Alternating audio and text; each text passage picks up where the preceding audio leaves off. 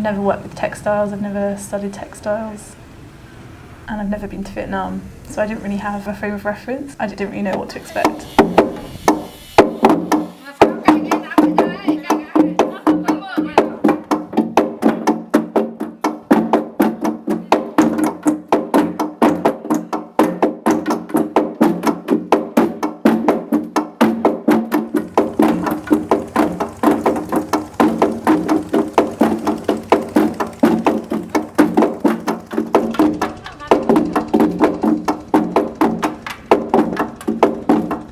In terms of textiles, I've only done one small thing, and that's working with a company in India to create blankets. I felt it was quite important for me to see how like a loom works, because I'd never even, I had this thing made, and because I'm such a big maker myself, it felt a bit weird, like being really far apart from that process. For me personally, it was just about learning something new, and getting into a completely new context is, I think, the best way to actually learn something new. I was just, first of all, really impressed how many people actually live from craft, and especially on textiles. We all know how women-dominated this textile sector is, and it's often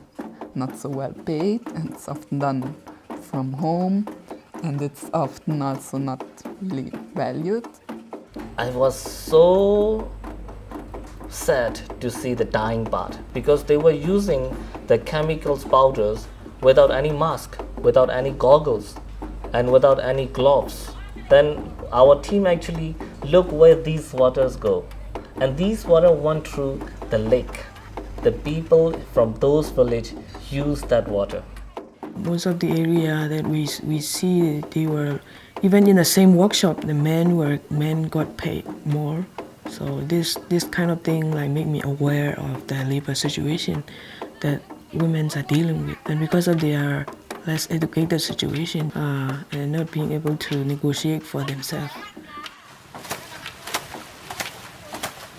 Lots of the women have told us that they really want education and training in business. Some of them are illiterate, so they want to learn to read and write, and they really want to be able to connect to buyers, connect to markets. Because it takes so long time to make one fabric. It's like 6 months or 1 year to have one clothing, and it's so expensive. They cannot sell that on local market. It's not easy to work with traditional craft, because it's a lot of artisans. They have a certain way of seeing beauty through their work, and it's been said for years. And it's so difficult because tradition is conservative, and to be able to change that mindset is not easy, and you need to take time, and you need to really live with them and engage them, try the new thing, and excite them in that way.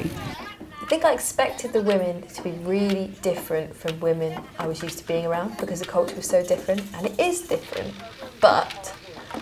I felt like there was something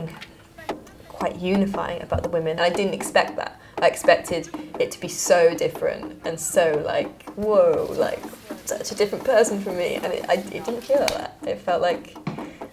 I felt really connected to them.